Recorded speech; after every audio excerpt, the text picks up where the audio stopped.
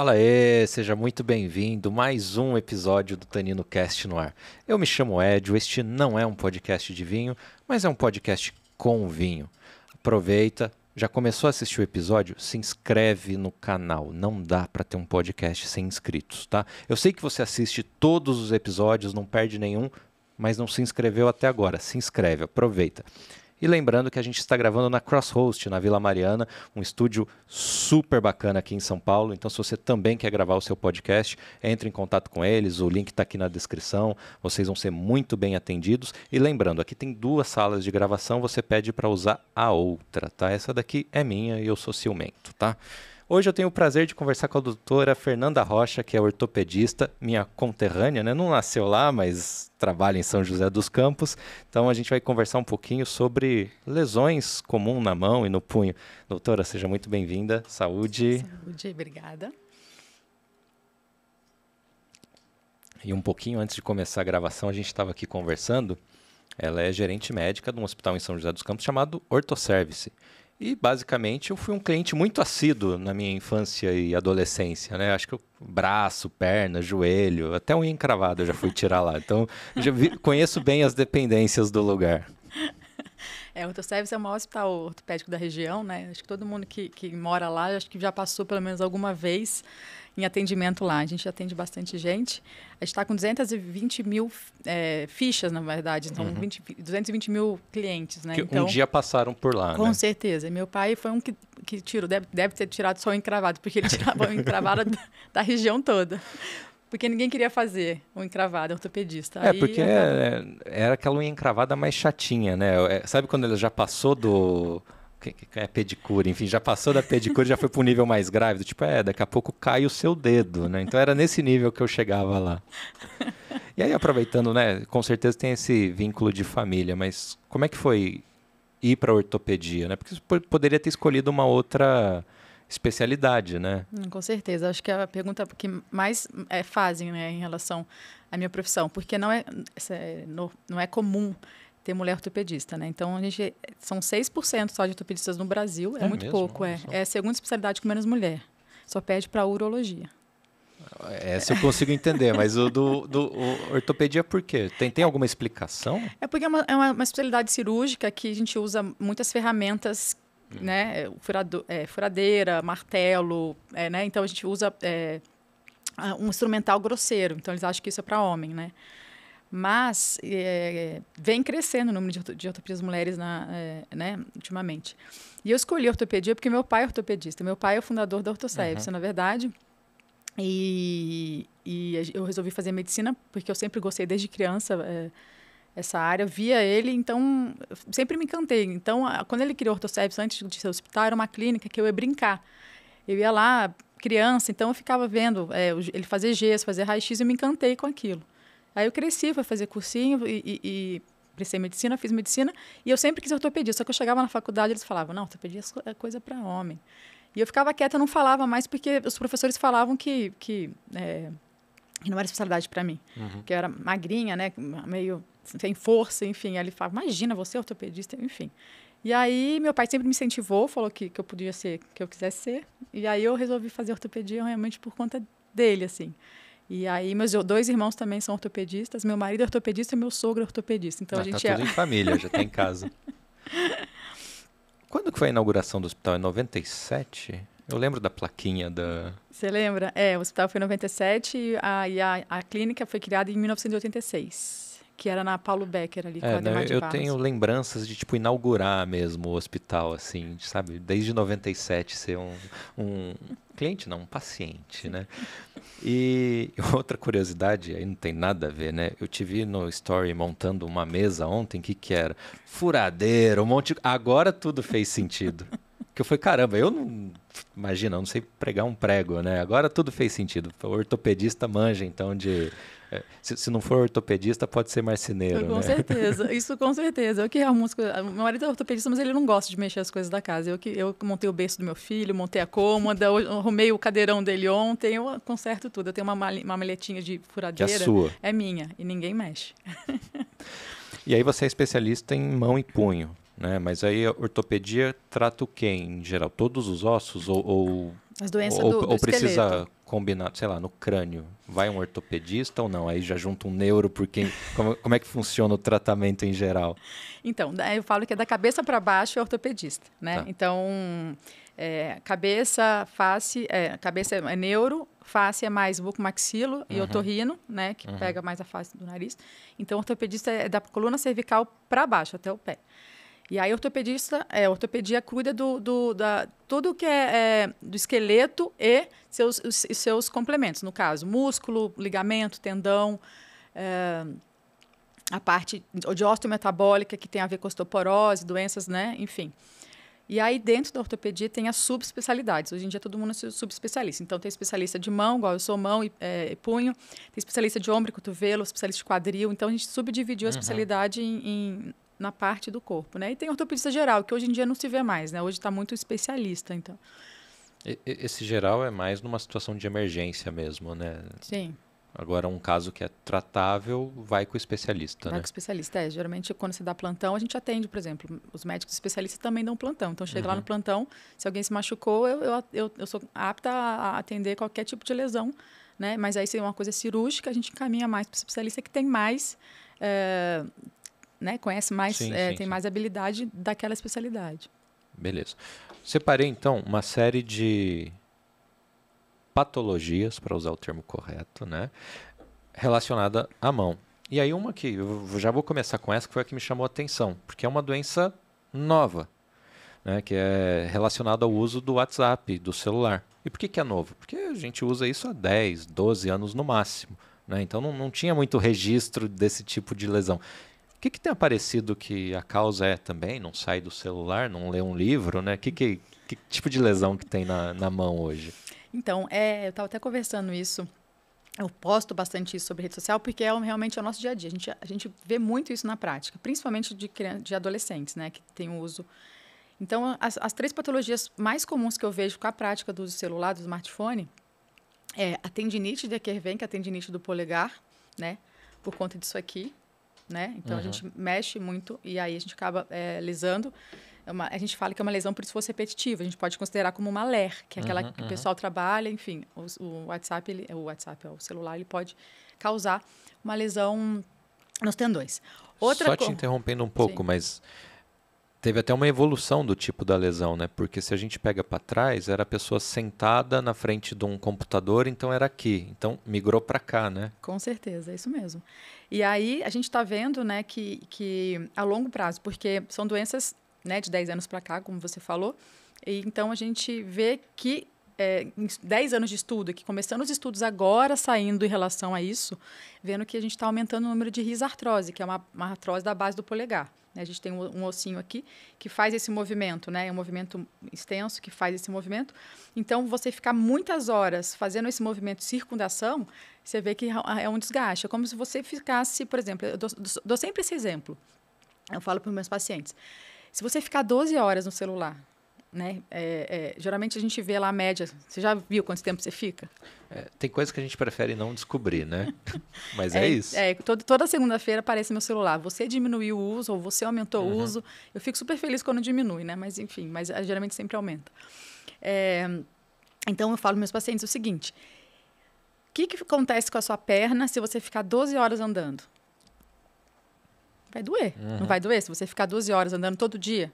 Então, o que vai acontecer se você ficar 12 horas, 8 horas no seu celular? Vai doer sua mão, né? Porque vai estar sobrecarregando alguma coisa. Então, você pode desenvolver no futuro, depois de 10 anos, usando 10, né, 8 horas o celular, você vai desenvolver uma artrose.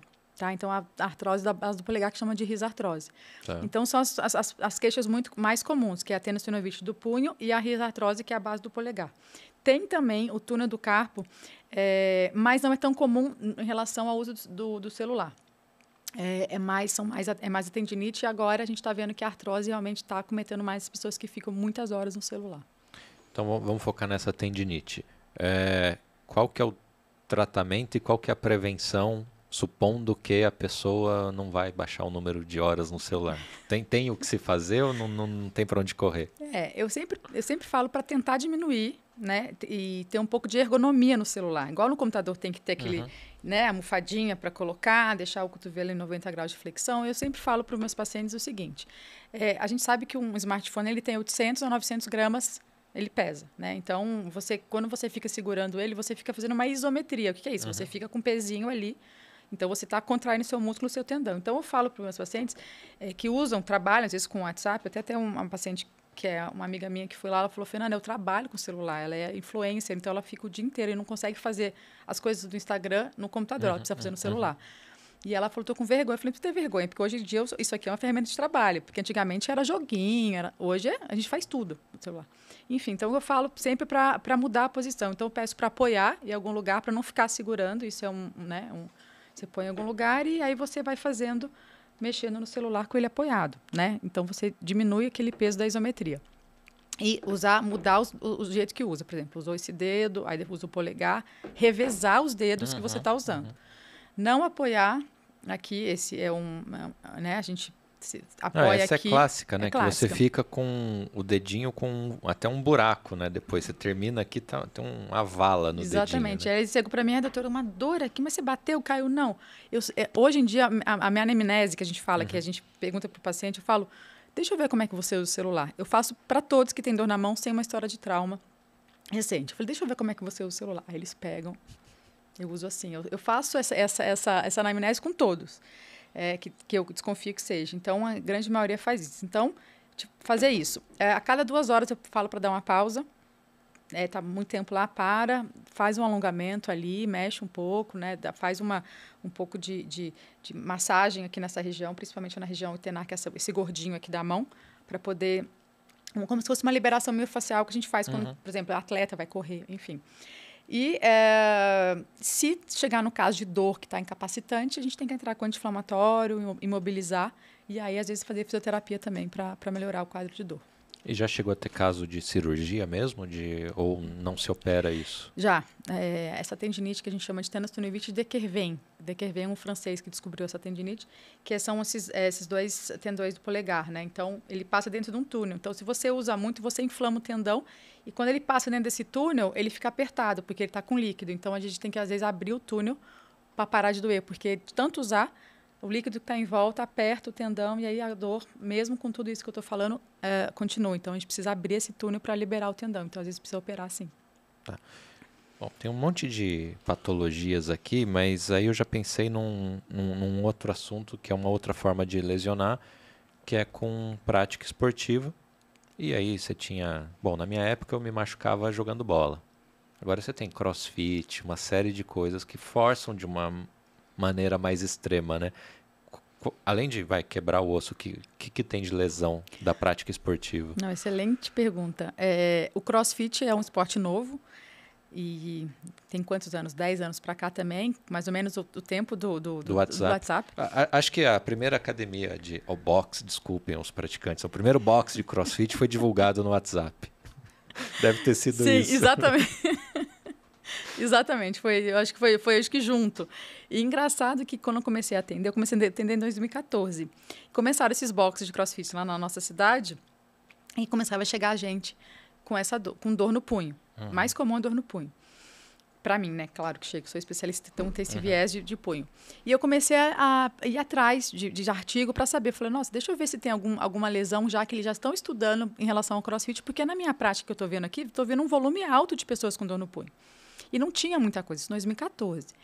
E aí eu fui tratando, e aí hoje já tem estudos mais profundos sobre as lesões do crossfit. Sabe que crossfit o que mais lesa é ombro, levantamento, né? Isso aqui, esse movimento aqui é um movimento que machuca bastante. Coluna, por conta do levantamento, e punho. Porque o punho, o movimento do crossfit é aquele, eu não sei o nome, na verdade eu até pergunto para eles, eu esqueço. Um que você coloca a barra aqui, e aí você levanta. Então, esse peso da barra no punho, em extensão, é um péssimo movimento para o punho. Eu sempre falo, o punho foi uma articulação que não nasceu para receber carga. O pé nasceu para receber carga, o joelho, o quadril, a coluna. O punho não. Então, a gente não pode colocar carga em cima do punho que vai ter lesão. Isso é uma coisa de biomecânica. Então, fora o tempo todo a barra em cima do punho e os movimentos de flexão de braço, o burpee que eles fazem, né? Eu vejo que lesiona bastante. E eles falam muito para mim, ele fala, doutor, quando eu vou colocar, fazer a flexão de braço, eu sinto dor. Uhum. E aí eu falei, gente, eu vou bolar eu quero fazer um trabalho nas academias de CrossFit. Eu tô com essa ideia de fazer, inclusive, eu estava até vendo essa semana, porque realmente é o que eu vejo quase todo dia, quase todo dia, praticamente. Então, e eu falo que flexão de braço não é um movimento bom para o punho. Eu gostaria de dedicar esta mensagem ao meu personal, Rafael. Espero que você esteja assistindo. Flexão não é bom, tá? Arruma outra coisa para eu fazer aí, que flexão não. Exato. Mas a gente tá falando do CrossFit, mas vamos lá para a musculação raiz. O próprio movimento do supino, que você tem a barra apoiada aqui, Mas é de um pouco diferente. Porque a forma de pegar é diferente. Porque o do CrossFit, ele pega o apoio e faz assim. O do supino, você está com o seu punho reto. Você não está com ele em cima aqui, ó. Porque esse movimento de extensão com peso em cima, né? O supino você segura aqui, ó. Então, o peso não está em cima aqui, ó. Tá. Entendeu? A forma de pegar. E a flexão também, ó. A flexão, ó, você coloca todo o peso do seu corpo em cima, ó. E aí você coloca o peso no punho. Então, assim, eu falo, não façam flexão de braço. E é engraçado, todo homem adora fazer flexão de braço. Eu acho que odeio. É sinal de baixeza, não sei o que é.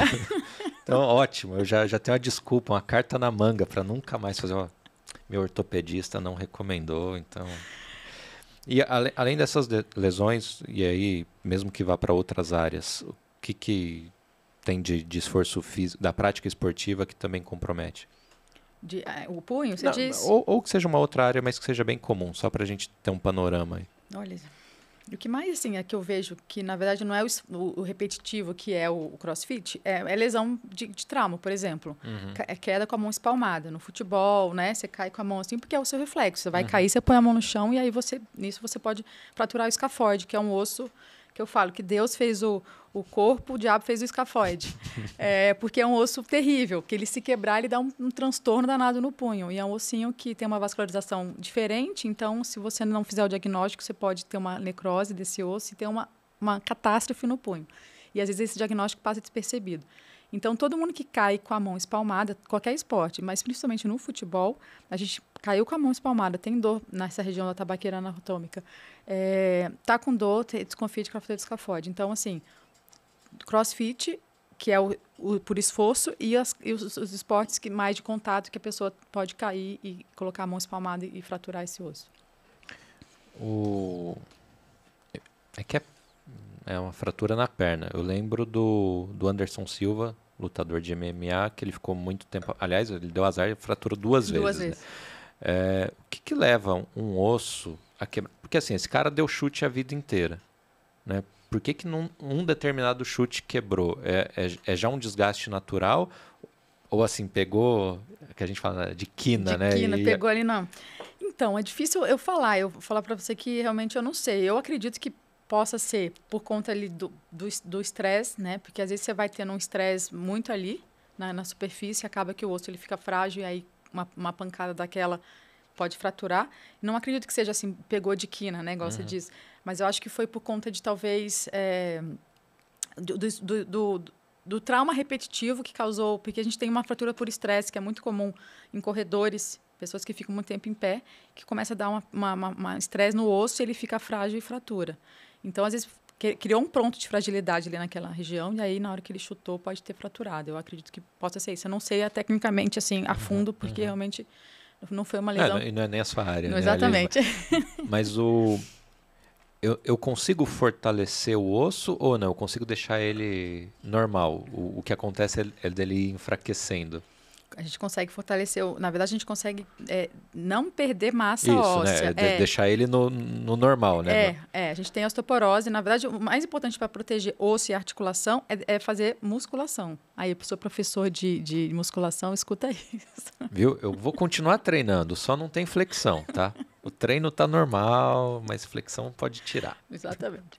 Então, a gente tem que sempre fazer a musculação para deixar porque a musculação ajuda no osso e a articulação.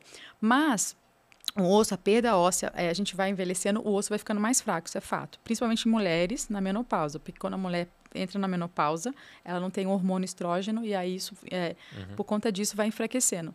Então, atividade física de impacto, por exemplo, corrida, caminhada, tudo que tem impacto, ajuda nesses micromovimentos do osso, produzir osso, né? Então, por exemplo, você quer fazer natação? Não. Fazer bicicleta? Não. Tem que fazer com impacto, caminhada e corrida.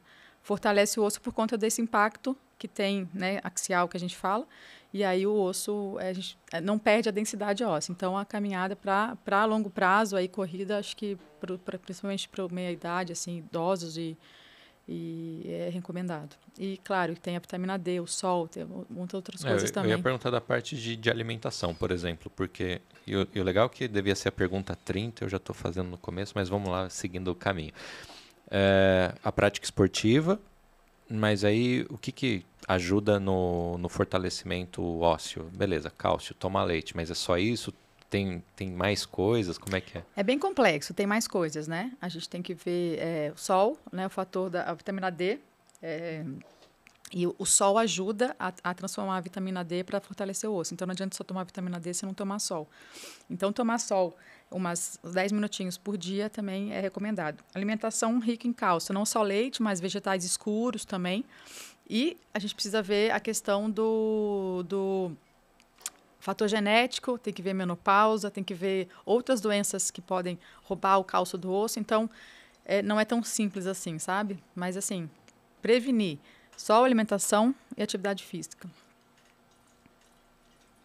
Bom vinho, hein? Gostoso, né? E bom que quando acaba a taça, né? Aí vai repondo. Bom, então beleza. Eu faço mais ou menos os 3, né?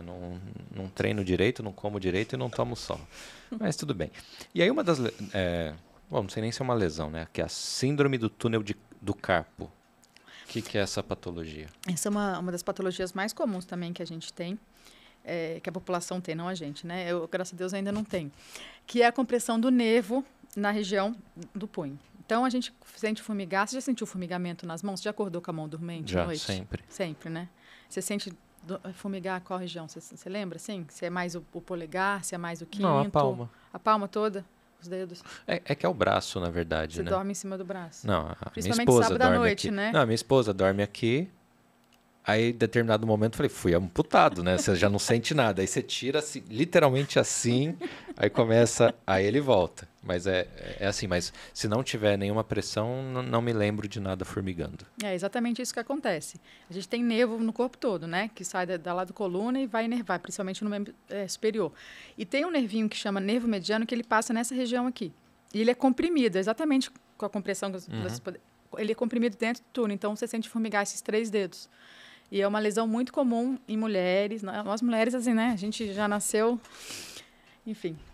Então, a gente... É uma prática... É uma lesão comum por esforço repetitivo, por hipotiroidismo, por gestação, reumatismo. Existem outras patologias que fazem com que esse nervo fique comprimidinho aqui. O uso de celular...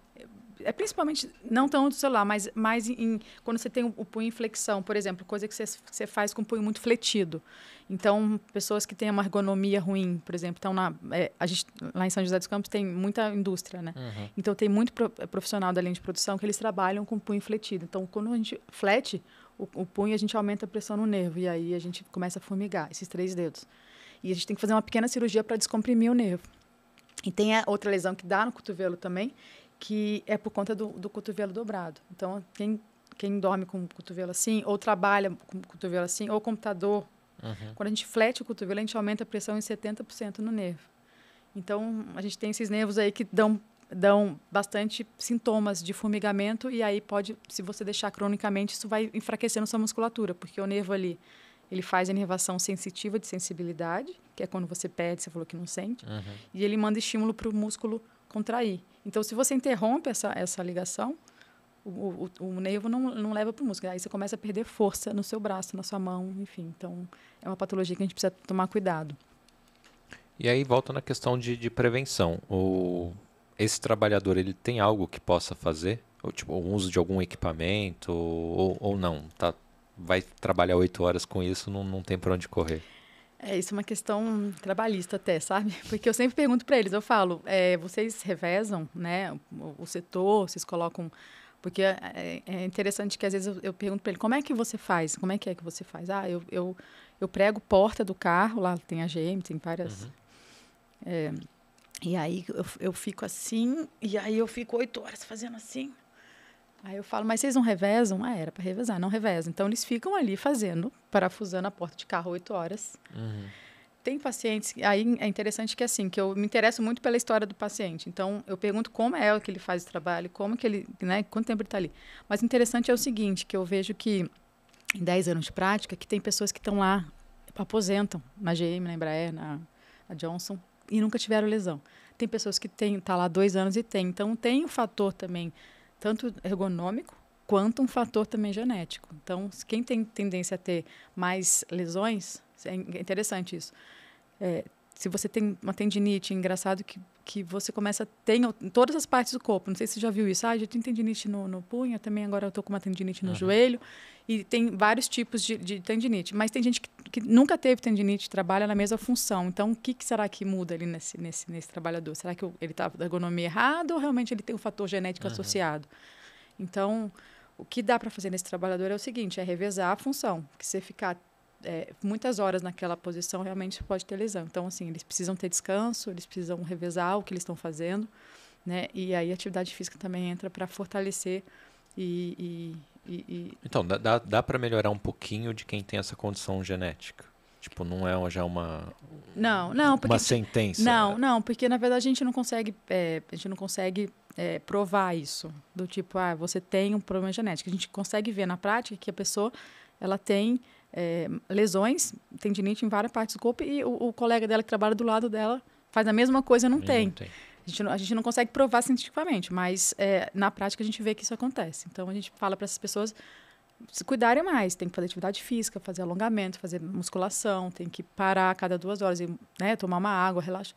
O problema é que, assim, você vai falar isso pro gerente dele e vai falar, então, você não serve. Indo até para o outro lado, todas essas reclamações, elas são comprovadas num raio-x, por exemplo? Porque eu posso chegar com uma queixa de dor para você e não ter...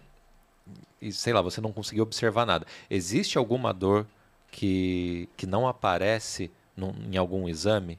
Tem. A grande maioria a gente consegue fazer o diagnóstico, o raio-x até que não. A gente vê mais fratura, mais artrose, né? Porque tem uma infinidade de patologias na mão. Mas existe uma condição que a gente vê que às vezes o paciente tem muita dor e não parece, que é a fibromialgia. Né? A fibromialgia é uma doença crônica, uma dor crônica, que é engraçado que a gente fala que santo de casa não faz milagre. A minha mãe tem fizeram o diagnóstico de fibromialgia nela, que eu não consegui fazer, porque eu achava que realmente era uma coisa que não existia. Porque a gente faz exame e não acha nada. Faz exame de sangue, faz exame laboratorial, ultrassom, ressonância, e não acha nada. Então, a fibromialgia é uma doença crônica que dói, pega mulheres, mais uma vez, em torno de 50, 60 anos, e elas têm uma dor assim, que você não acha a causa, você tenta buscar exame e não acha. Então, você tem dor no corpo todo. E é uma doença que a gente tem que tratar a ansiedade, porque são pessoas ansiosas que têm esse quadro. E aí a gente não consegue fazer diagnóstico, mas é uma dor incapacitante mesmo, que a gente precisa olhar para ela e não ter preconceito, porque eu tive com a minha própria mãe, coitada. E aí... Porque é curioso, pode abordar tanto... o cara não quer trabalhar, quer um atestado.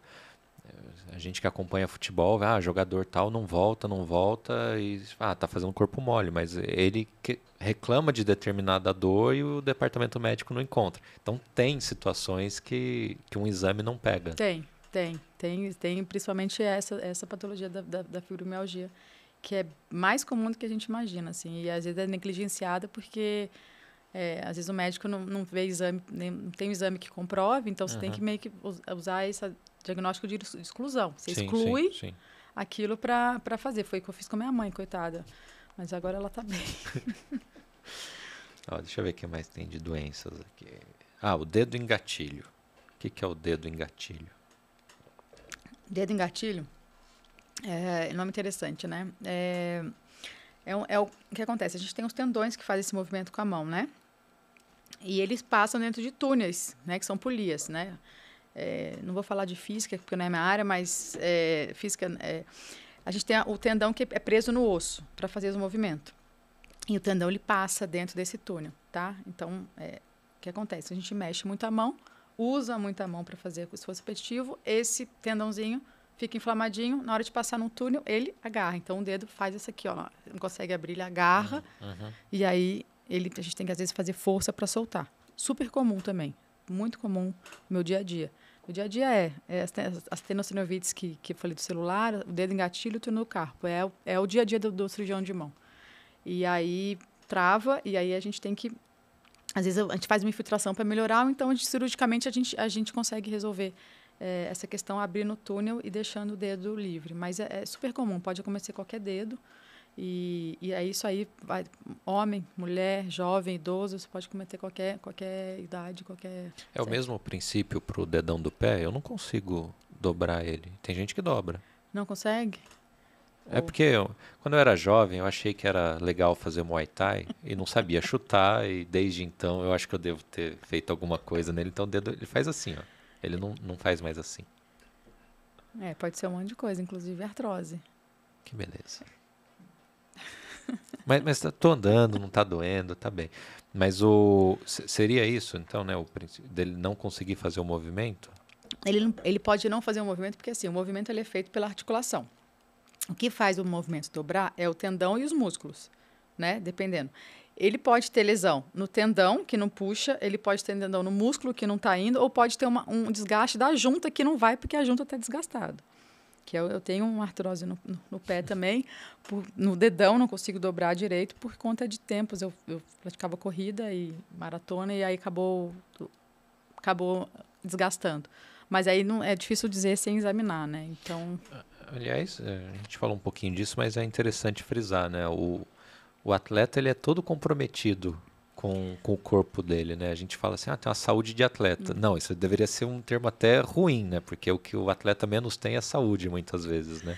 Ele tem saúde no sentido cardiovascular, ele tem saúde muscular, mas saúde das articulações realmente... Meu pai sempre fala isso, meu pai é um cara super sedentário, ele odeia praticar atividade física, e ele fala assim, hoje ele fala, nossa, eu não sei nem como é que é correr, acho que eu não sei mais correr, porque ele não gosta. Enfim, né, eu sou ao contrário, eu gosto bastante. Tanto é que eu tô com artrose. Mas, assim, o que ele fala é o seguinte, o corpo não foi feito para andar 40 quilômetros, correr 40 quilômetros. O corpo não foi feito para fazer um esforço repetitivo 8 horas. Você vê que está aí, né? Você vê os atletas todos, esses que correm maratona, jogador de futebol, por exemplo. Esses dias, em grupos de WhatsApp, de ortopedia, rodou o raio-x do Zico, do joelho dele, do quadril do joelho. Assim, não tem articulação. A gente até estava rodando aí nos grupos e a gente viu que realmente eu já vi uma vez o exame do Ronaldo Fenômeno também uma vez, e o joelho dele também, você vê que o joelho é um joelho bem comprometido do ponto de vista da artrose. Então, o joelho de agora ou daquela...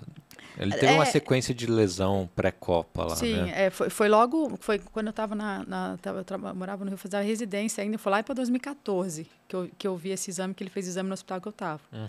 E aí acaba que os curiosos vão lá, esse exame do Ronaldo Fenômeno. Então, acaba que é tudo que eu acho que é o uso exagerado, porque eles treinam muito, jogo atrás de jogo, né? Envolve patrocínio, dinheiro, enfim, um monte de coisa. Acaba que o atleta ele é colocado para treinar além do fisiológico e acaba tendo lesão. Você vê que muitos jogadores, por que eles aposentam cedo? Porque chega com 35 anos, o joelho, o pé já está, o tornozelo já está... E antigamente você vê que o Zico, o pessoal falava que ele jogava com infiltração. Corticóide para jogar, porque precisava jogar. Então, assim, o atleta de alto rendimento, ele tem muita lesão porque é um uso exagerado ali do mecanismo musculoesquelético. Então, assim, acaba que não é fisiológico, né? Então, o atleta não precisa... A saúde do atleta pode ser um atleta não de alta performance, mas um atleta que tem uma constância ali, sem o exagero de alta performance e sem ter o sedentarismo, porque o sedentarismo também acho que é pior, né? Melhor você ter uma artrose do que ter um AVC, uma síndrome metabólica, sei lá, um infarto, né? E a gente falou da tendinite do celular, mas aí falando da mão e do punho de maneira geral, o que mais que tem de causas de tendinite? Mais causas de tendinite? Que a gente falou O do esporte e do celular, do né? esforço, do esforço repetitivo. Bom, e do trabalho, né? E tem muito a questão também da gestação da mulher, né? Porque a mulher mais uma vez mulher, né? Enfim, além das alterações hormonais, eu não sei, você tem filhos? Ainda não. Não? Você vai lembrar de mim, sua mulher, quando tiver. Eu até, esses dias eu estava postando um vídeo para ensinar para as mães como segurar os bebês para não ter dor. Elas têm muita dor no punho, por conta de 2 motivos. Isso é interessante por quê? Porque a variação hormonal aumenta líquido no nosso corpo, então a gente fica com o corpo mais inflamado, mais inchado, e aí aumenta o líquido nesse tendão, que é o tendão do próprio celular. E junto, a posição de pegar o neném, que é repetitivo, acaba, né, a mãe pega o tempo todo a criança assim. E aí, na hora de segurar também, fica fazendo, né? Eu até ensinei a ergonomia de segurar um bebê. Engraçado que eu fiz direitinho, não tive dor. Meu bebê está com 11 meses já. Não tive nada de dor. Porque as pessoas seguram o neném e fazem esse movimento assim, né? Então, a ergonomia também, isso ajuda bastante. Então, assim, as pacientes chegam com carrinho de bebê no meu consultório, que elas levam o bebê junto. Na hora que eu olho, eu já sei que é dor no punho por conta disso aí. Então, dá para prevenir algumas coisas, dá para fazer quando tiver... né, a gestante, depois quando o nenenzinho nascer, que também é uma causa comum de tendinite por conta desses 2 motivos, por hormônio e por conta de esforço repetitivo da criança, né? Mas a grande maioria, existem também as tendinites que não tem causa, na verdade. Eu vejo muito assim, eu pergunto para a pessoa não trabalha com computador, não usa celular, não faz artesanato, porque eu atendo também muita senhora que faz artesanato. Nossa, crochê aqui, né? Eu comecei a fazer crochê, eu comecei a ter dor, eu falei, gente, realmente a casa de, né, caso feira, espeta de pau, realmente dói. E aí eu estava exagerando, estava fazendo 4 horas de crochê. Aí eu sempre falo, gente, eu acho que tudo na vida, igual na ortopedia, é equilíbrio. Não dá para você ficar fazendo uma coisa muito tempo, repetitivamente, que isso vai chegar uma hora que vai ter lesão, né? O nosso corpo, ele não foi feito para ficar, igual meu pai sempre fala, ficar horas e horas fazendo aquela mesma coisa e se não sobrecarregar. Então, eu acho que tem que ter equilíbrio. E tem os casos que você está falando da tendinite, que às vezes não tem causa. Você pergunta, você faz aquela anamnese, tenta buscar a causa. Eu sempre falo uma frase que eu falo. Todo esforço repetitivo pode causar tendinite, mas nem toda tendinite é causada por esforço repetitivo. Entendeu? Porque todo mundo acha que tendinite e esforço repetitivo é igual. Não. Você pode apresentar uma tendinite porque seu organismo resolveu inflamar ali e a gente não sabe a causa. Então, às vezes, a gente não acha a causa, mas trata, fica bem, a gente tenta ficar vigilante em relação a alguma coisa que está fazendo errado e, enfim. Aí você citou de segurar a criança no punho, mas também mexe com ombro e coluna também. Tem bastante caso disso. Com certeza. A ergonomia, eu acho que é interessante porque, assim, é interessante a ortopedia porque eu fiz ortopedia porque eu gosto, enfim, mas eu gosto muito da questão do movimento, do exercício. E a gente acha que para a gente não ter lesão, eu acho que a gente precisava ter um pouco de propriocepção do nosso corpo, de consciência corporal. Assim, que eu acho interessante porque quando a gente está fazendo alguma coisa, tanto a mãe que está amamentando, segurando o filho, tanto você que está trabalhando de alguma forma, por exemplo, agora sentado aí durante, sei lá, vamos ficar aqui 2 horas também. Mas, assim, ter a consciência corporal de como eu estou sentada aqui, de como eu tô muitas horas sentado, né? Vamos ver como é que o pessoal está sentado ali. Aí o Guilherme já vai pedir uma cadeira nova, vai dar preju já a entrevista hoje. Eu vi uma cadeira ótima, custa R$10.000, eu não vou... Não vou mais sentar no banquinho. Mas você vê, assim, por exemplo, o celular, a gente fica com o pescoço. Eu ia perguntar do pescoço, isso. Do pescoço, a gente tem uma lesão que a gente chama de test neck, que chama, né? Pescoço, não sei como é que traduz isso, mas que eles mediram a pressão que faz, quantos graus de flexão que você flete, e se você ficar fletido, mais que 40 graus, você está com 7 quilos no seu pescoço. Então, você imagina você ficar, aquela coisa que eu falo, 8 horas com o pescoço aqui, como se tivesse um peso para baixo, vai lesionar, vai dar hérnia, vai dar desgaste, vai dar... Então, eu acho que o mais importante, que eu acho interessante... Em 10 anos de ortopedia, eu acho que a gente precisa ter a consciência corporal de saber como que a gente está sentado no computador, quando a gente está mexendo no celular. Às vezes eu estou no celular e aí eu levanto aqui para a gente ter uma visão mais aqui, não ficar tanto assim. Ergonomia no trabalho, respira e não deixa tão, né, fazer até mesmo assim a postura em relação Então, eu acho que a consciência corporal, eu acho que é uma coisa que a gente devia aprender na escola, sabe? O que eu ia perguntar do pescoço era quando a gente estava falando de lesão de celular. Por ser uma coisa nova, existe uma estimativa de que a população vai ficar mais arqueada do que ficava por conta do celular? Boa pergunta. Eu nunca li nada sobre isso, assim. Porque não deve ter nenhum caso concreto ainda. Bom, deve ter, mas assim, não em grande amostra, mas imagino que as pessoas fiquem mais tempo, né, do que ficava antes, sei lá. Mas ao mesmo tempo também as pessoas praticam mais atividade física, então talvez fortaleçam a musculatura. Então, assim, não li nada sobre isso, mas é uma questão a se pensar e ser levantada também. Né? Porque acaba que a gente vai, sabe que a gente vai, quando a gente vai envelhecendo, a gente vai realmente diminuir. A gente diminui por quê? Porque a nossa vértebra vai, a osteoporose nas nossas vértebras pode ser que elas vão achatando, por isso que a gente diminui. Né? Então, a gente pode ter até fratura por compressão, vai tendo artrose da vértebra e ela diminui de tamanho, por isso que a gente diminui. Então, é mais uma questão também óssea do que mais muscular, entendeu? Mas se ela ficar muito tempo também, ela pode desgastar, enfim. É complexo. Mas eu acho que é uma coisa que eu acho que a longo prazo vão conseguir identificar isso aí, sim. Não é nem a especialidade, mas já que a gente falou de ficar arqueado ou não, por que tem pessoas que são mais... Óbvio que também tem a questão de treino, mas pessoas que são mais flexíveis e outras não. Eu, por exemplo, não consigo agachar e botar a mão no chão de forma alguma. Se mandar eu dar uma cambalhota, esquece. E tem gente que é ginasta olímpico, né? Excelente pergunta. As mulheres são mais flexíveis que os homens. A gente tem o nosso ligamento. O que é o ligamento? É uma estrutura que liga uma articulação na outra. Então, por que a gente consegue colocar a mão no pé? Porque todas as nossas articulações elas conseguem dobrar, né, de uma forma que a gente consegue se mover. Então, o que acontece na genética do homem e da mulher? Da mulher, ela tem mais colágeno e ela tem mais elasticidade nesse ligamento. Então, como se fosse, pensa num elástico. O seu elástico é um pouco mais resistente, a da mulher é um pouco mais... Então, você vê que as mulheres têm um pouco mais de flexibilidade, né? Quer dizer, muito mais que os homens. Então, é questão da quantidade de colágeno. Então, se o homem ele consegue esticar o elástico um pouquinho, a mulher ela consegue fazer esse movimento aqui. Tá? E existem algumas patologias genéticas que você nasce com mais colágeno no seu ligamento. Aí você consegue, que são as meninas do circo, que fazem aquele contorcionismo. Então, elas têm a síndrome de Ehlers-Danlos, que chama, que é um aumento da mobilidade articular. Então, o síndrome da hipermobilidade articular. Então, elas conseguem fazer aqueles movimentos sem dor, porque aquilo não é só treino. É treino junto com essa alteração que dá no ligamento que ele consegue esticar. Então, de fato, ali é uma condição específica. Sim. Aliás, a contorcionista de circo, sim. E também tem essa condição homem e mulher. E tem homens também, por exemplo, o meu marido ele tem hipermobilidade articular. Ele consegue sentar com a perna cruzada. Quantos homens conseguem fazer isso?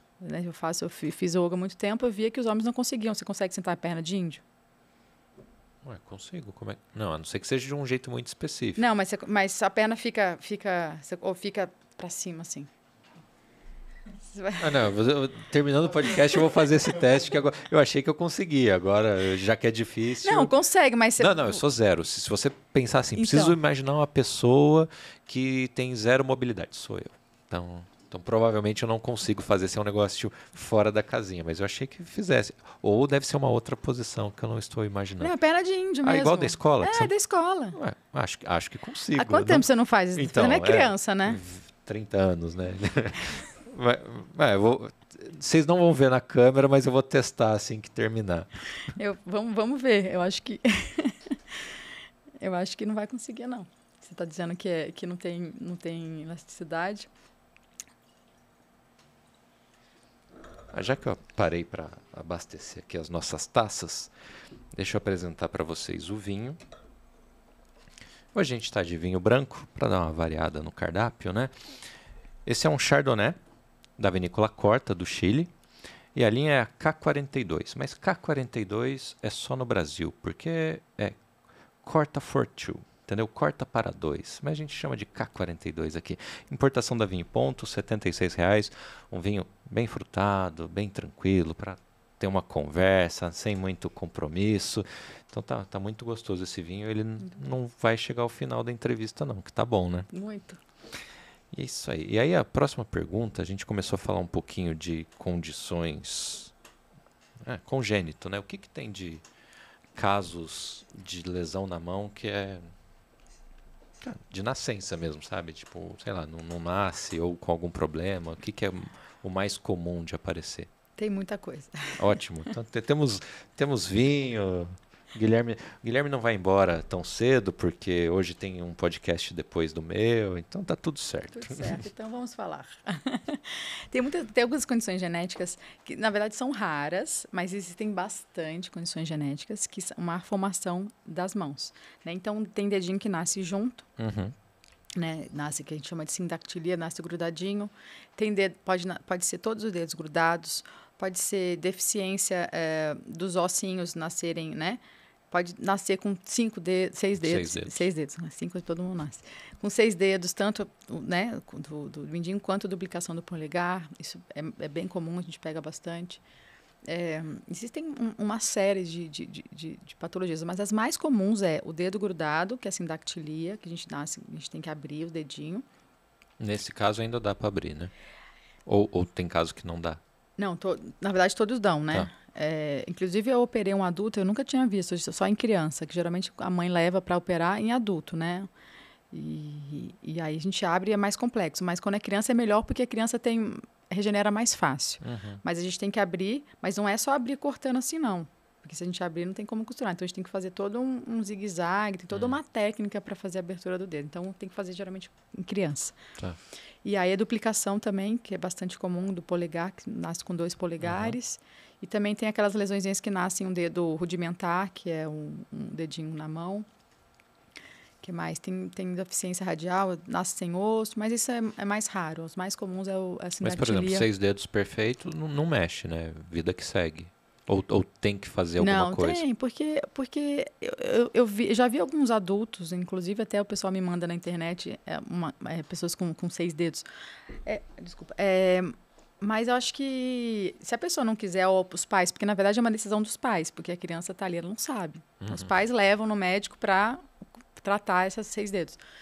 Mas você imagina se ter 6 dedos, o tanto que você vai sofrer na sua vida de bullying, né? Eu operei uma criança um tempo atrás, com 6 anos, e a mãe falou, eu trouxe porque ela não queria mais para a escola, porque chegava na escola, Lógico. ela era motivo de bullying, então acaba que acho que essa pessoa vai sofrer, né? Então, os pais levam cedo para a gente tentar resolver criança. Às vezes fica com dó de levar muito criança, mas quanto mais bebê, melhor, porque você consegue fazer uma cirurgia e aí aquela cirurgia ficar melhor, quanto mais cedo, melhor. E aí não deixa chegar na fase escolar, né? Igual, por exemplo, se tiver uma deficiência, por exemplo, se tiver não uma deficiência, mas uma orelha de abano, mas esteticamente feio, os pais se preocupam por conta da criança não sofrer, né? Engraçado, vou contar uma história. Posso contar uma? Claro, sair do protocolo e contar uma história engraçada. Eu nasci com orelha de abano, né? E a minha orelha era muito de abano. E minha mãe tem 5 filhos e eu era a única que tinha a orelha de abano. E aí minha mãe falou assim, me levou no cirurgião plástico e falou para mim, você pode ter perguntado depois pro cirurgião plástico, com quantos anos pode operar a orelha de abano? Falou para o cirurgião plástico. Aí o cirurgião plástico falou, não tem idade. Geralmente é quando a criança começa a se queixar que aquilo está incomodando esteticamente. Porque a criança perceber que aquilo lá é uma... né, que está diferente, vai ficar diferente dos amigos, vai levar piada, enfim. Então, quando a Fernanda reclamar da orelha de abano dela, vocês operam, não precisa ser. Eu devia ter uns 3, 4 anos. E minha mãe tocando barco, eu comecei a ir para a escola e eu cheguei em casa um dia, e falei para minha mãe, mãe, o que é topodídeo? Aí no dia seguinte minha mãe levou no médico, marcou a cirurgia e eu operei. Não cheguei a nem sofrer, mas você viu que eu já estava Chegou no ponto que o médico falou, né? Exatamente. E aí seus irmãos não têm? Orelha de abano? Ou não tiveram, enfim. Não, só que eu eu ia perguntar, já que a gente estava falando dos congênitos, das, sei lá, deformidades da mão, é hereditário? Vem de família? Existem casos assim, já o cara nasceu, o pai tinha 6 dedos, o filho tem 6 dedos, Tem um componente genético, sim, tem. Mas pode acontecer também de gente que não tem caso nenhum, seu primeiro ou o primeiro noticiado, né? Porque Pode. você não sabe o tetravô, como é que é. Geralmente, você vê que as lesões mais complexas, por exemplo, tem polidactilia das duas mãos, você vê que o vô teve, né? Geralmente pula geração, geralmente é o vô, o neto, né? Mas, por exemplo, uma sindactilia simples, uma polidactilia simples, geralmente, às vezes, pode ser até um erro de mutação ali na hora que está dividindo, mas é mais comum nas anomalias mais complexas, que você vê que tem esse fator que repete geneticamente. A anomalia simples, às vezes, ali na hora que tá fazendo juntando o gameta ali, aí dá uma falha na formação, entendeu? Às vezes pode ser só um erro ali na hora de... Não necessariamente vai passar adiante daí. Necessariamente não. Tá. Na simples, né? Não, algumas sim, né? Eu sei. E falando um pouquinho de... Bom, acho que a gente acabou envolvendo o músculo em todos os casos, né? Mas aí falando de lesão muscular, aí pode ser tanto esportivo como do dia a dia. O que dá para fazer para prevenir? A mesma coisa? Envolve alguma coisa de alimentação também? Então, a lesão muscular, você diz assim, em relação... Porque a gente falou muito, pelo menos na minha pergunta era sempre focada no osso, mas aí Sim. você tem o todo, né? Você tem lá o tendão, enfim, os músculos, né? Sim. Mas vamos falar do atleta, sentiu a coxa, Sim. tudo relacionado a músculo. É o mesmo princípio, não é? Então, o músculo, ele é muito importante ali na biomecânica ali né, do membro.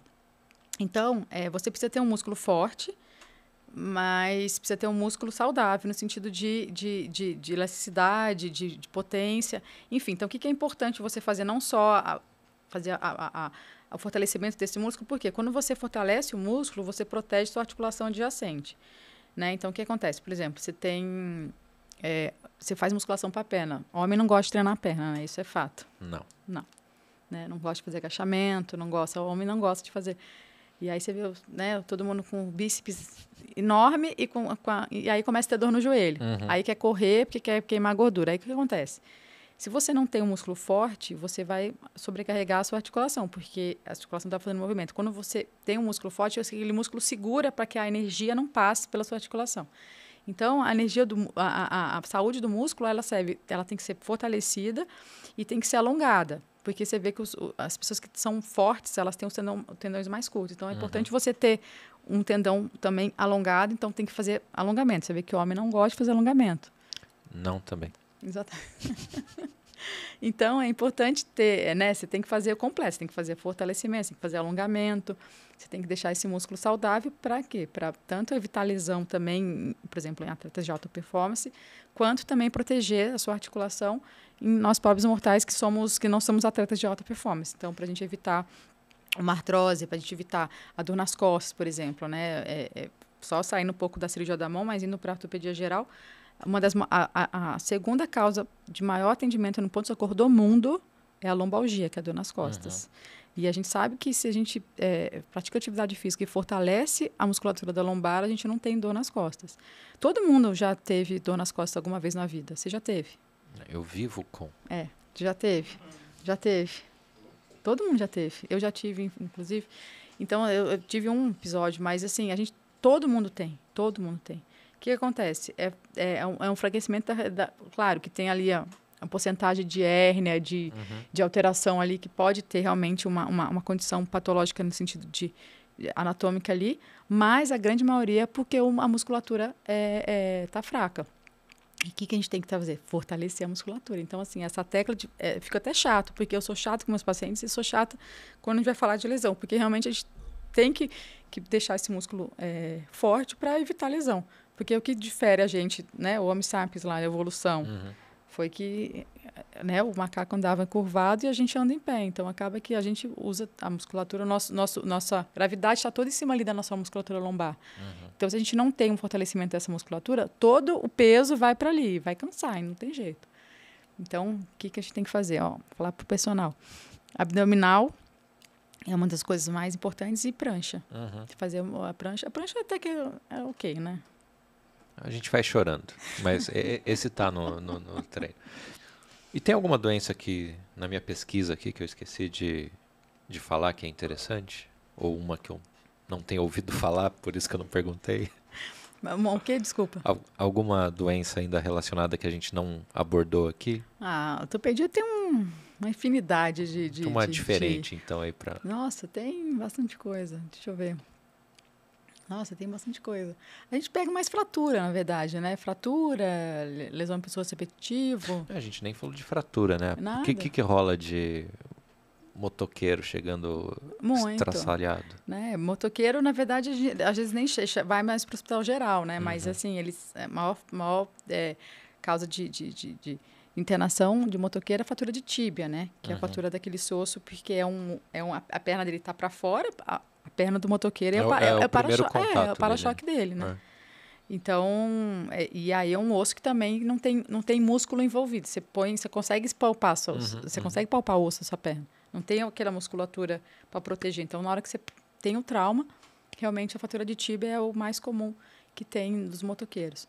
E bastante lesão, assim, foi interessante na pandemia, teve muita lesão de bicicleta, porque o pessoal não podia ir para academia e aumentou o número absurdo de usuários de bike, né? Tanto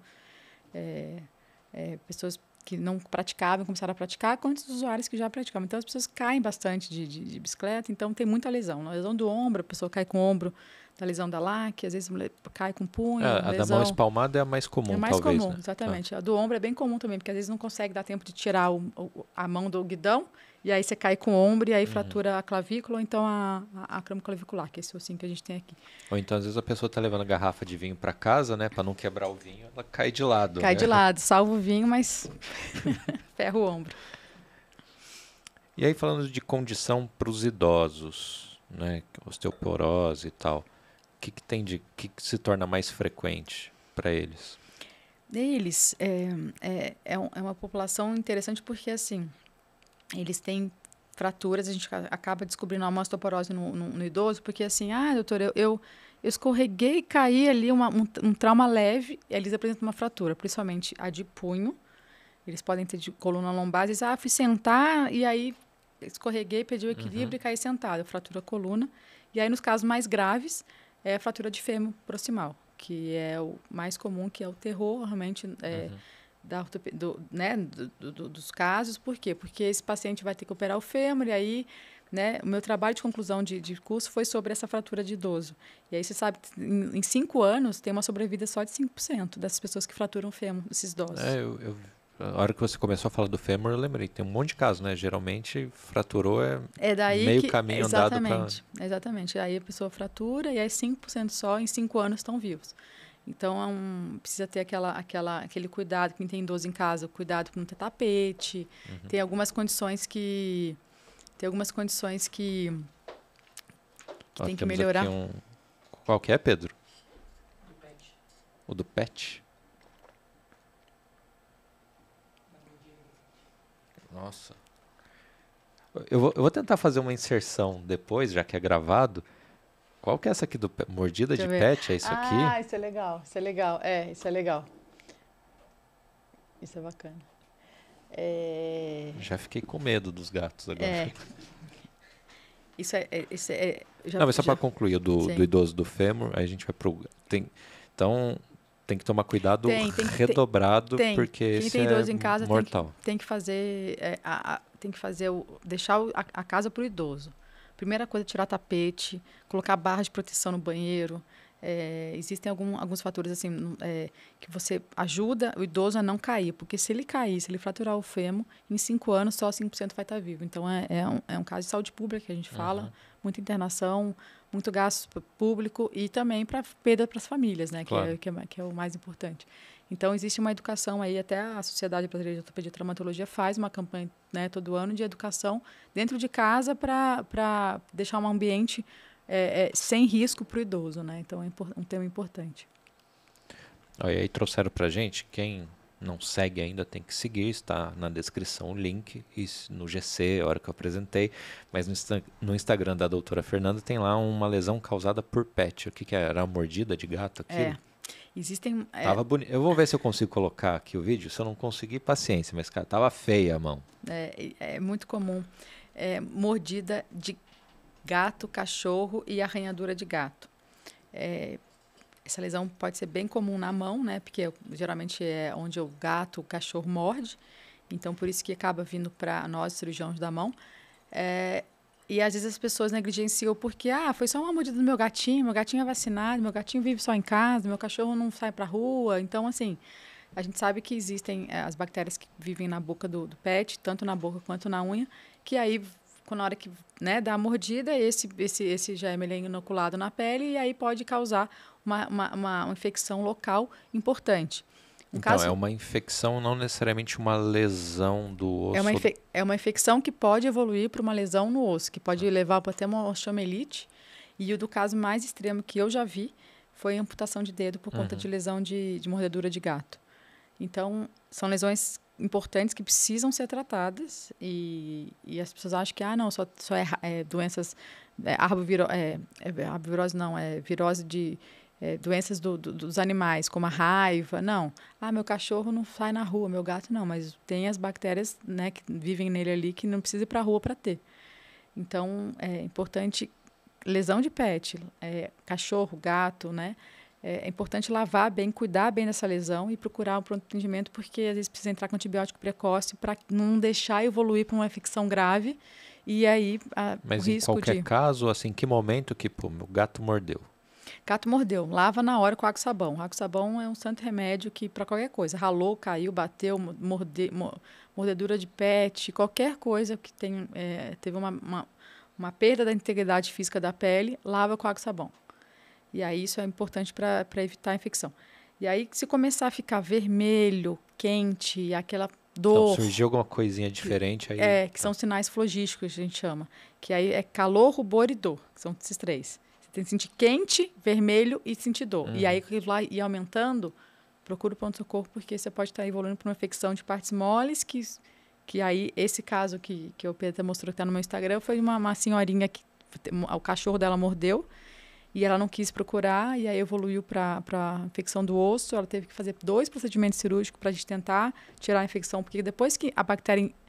Ela instala no osso, é muito difícil tratar. Por quê? Porque o osso não tem inervação. Então, a gente toma remédio antibiótico, por exemplo, na veia ou tanto oral, o remédio que está no sangue não consegue penetrar no osso. Então, a gente precisa abrir cirurgicamente, lavar, tirar a bactéria cirurgicamente e aí tratar. Então, assim... Mas a sequência de foto ali, ela que foi tirando...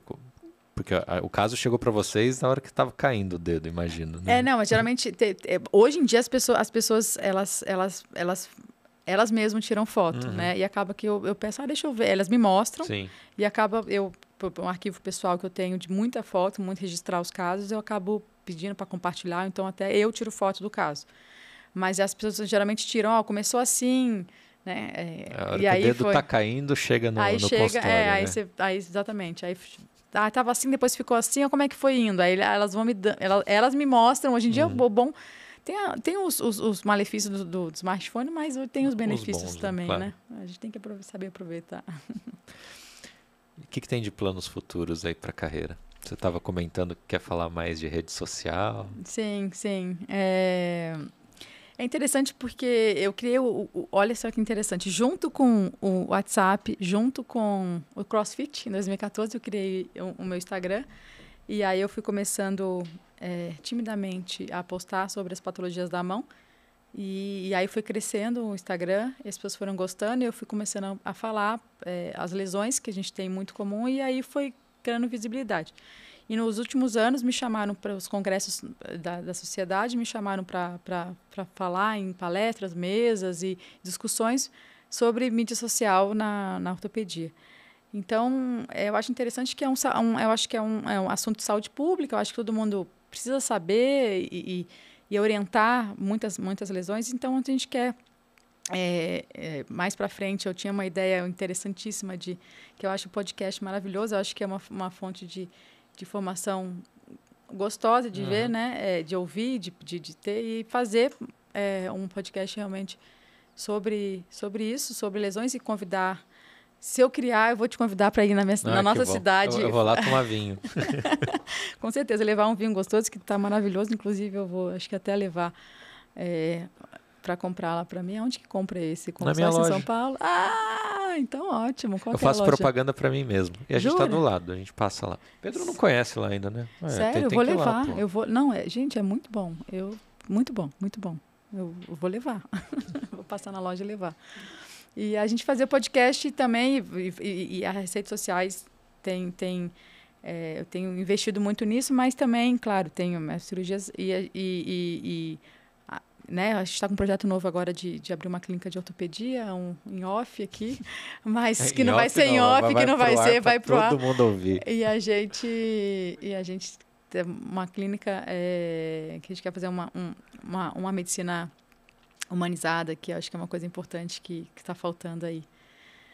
Mas acho que é isso. Do Instagram, o que você percebe que é o seu público? São outros médicos, talvez mais jovens, que querem informação? Ou a população em geral se interessa em, sei lá, até como fonte de aprendizado? É interessante, porque durante a pandemia eu estudei um pouco sobre o Instagram, sobre marketing, né, médico. Eu comecei fazendo mais cientificamente, assim, para o médico. Eu tinha vergonha, na verdade, como eu criei o Instagram, eu tinha vergonha que os meus chefes me vissem fazendo aquilo, sabe? Do tipo, o que eles vão pensar, né? Tinha medo de ser chamada de blogueira. Uhum. E todo mundo que um dia me chamou de blogueira, hoje me liga e fala, nossa, como é que você fez para ter essa visibilidade? Então, eu comecei a ver que eu não tinha que falar para os médicos, porque eles poderiam aprender comigo alguma coisa, mas enfim. Mas eu comecei a ver que quem se interessava mais pelo meu Instagram era a população que queria entender mais sobre as patologias e bastante estudante também de medicina que achou interessante e começou a seguir. Então, eu tive que ver uma persona, porque aquela coisa de Instagram de persona, de ver quem que é meu público.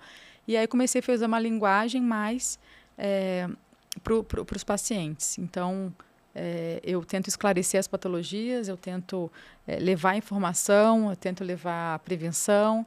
Então, o meu público é mais hoje de paciente de pessoas curiosas, né? Até de vez em quando eu abro uma caixinha de perguntas e falo, o que você é meu? Você é paciente? Você é familiar, né? O pai, a mãe, os irmãos? Ou você é o curioso ou você é paciente? Então, eu vejo que os curiosos, né, que gostam disso, e os pacientes são os meus maiores seguidores. Então, eu tento falar para esse público aí, levar um pouco de informação aí.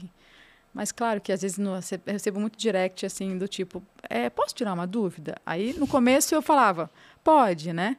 Aí falava assim, então eu tenho esse exame, você pode dar uma olhadinha nesse exame para mim, por favor?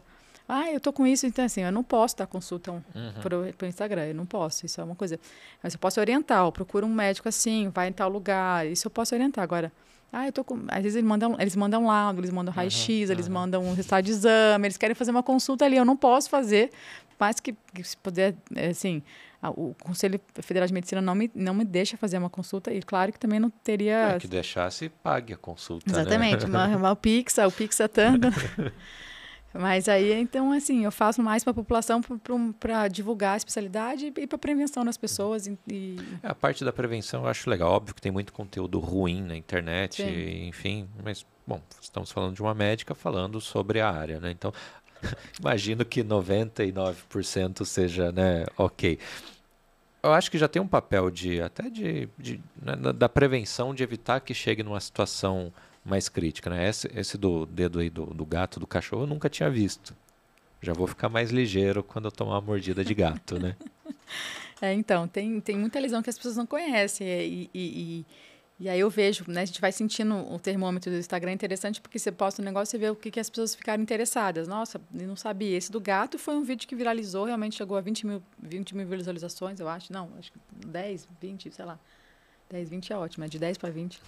Mas existem algumas lesões que... E tem muita coisa que é legal, assim. 10? 10 mil. E tem muita coisa que eu vejo que assim, é legal fazer um trabalho de utilidade pública. Eu gosto, assim, sabe? Nossa, obrigada por ter... Nossa, me ajudou nisso, me ajudou naquilo. Nossa, interessante isso. Nossa... Então, ter esse trabalho, né? Porque eu acho que o médico tem um pouco de sacerdócio junto ali, né? Eu acho que a medicina me dá isso e eu gosto, né? Não sou uma médica só apenas pelo status nem pelo dinheiro. Eu gosto mesmo eu tenho prazer em resolver o problema das pessoas, em curar as pessoas. E as pessoas virem com problema e eu conseguir dar a solução. Acho que o maior assim, prazer da minha vida é fazer isso. Então, se eu conseguir levar a informação para as pessoas, acho que o meu trabalho está sendo bem feito. Assim. E aí, a título de piada, né? Porque a sua área é uma que não dá muito para curar em casa, né? Porque ou é cirurgia ou gesso, né? Porque os outros não tomam chá, não sei o que resolve, né? Não tem que correr pro médico, né? Não, nem tudo, né? Não tudo, vai. Acho que dá pra tratar com gelo, como tem um amigo tem gelo, meu. bota gelo que passa. Tem uma piada que o pessoal fazia comigo, falava assim, eu vou dar plantão de ortopedia porque é cataflã e gelo. Cataflã é um nome, né? Sim, inflamatório. Então, fala assim, bateu, doer, cataflã e gelo resolve. Tudo é cataflã e gelo. Então, acaba que a grande maioria são lesões que a gente, né, que eu me atendo, são lesões que a gente consegue com cataflã e gelo resolver. Uhum. Não, sei lá, 20% a gente é cirúrgico, né? Então, muita coisa a gente consegue resolver com anti-inflamatório e com gelo. Então, nem tudo é cirúrgico, né? Não, então perdi a piada. Também dá para curar em casa. Deixei minha rolha cair, mas a gente tem uma tradição aqui. Deixa eu pegar ela. Coitada da rolha. Você precisa deixar o seu autógrafo na rolha que do bacana. Tanino Cast. Que legal. Deixa eu pegar aqui o vasinho. Põe a data também? É que é ruim de escrever. Se conseguir colocar a data, vai. A caneta não tá. Tem um papel aí, não. Pega um papel para mim, Pedro, por favor. A caneta não tá. Eu sei que eu já prometi em episódios anteriores que eu ia trocar a caneta, mas até o 100º eu troco. 27 episódios e eu não troquei a caneta. A caneta não está escrevendo. Não, e a rolha ela é cilíndrica, tem um material. Agora foi. Foi.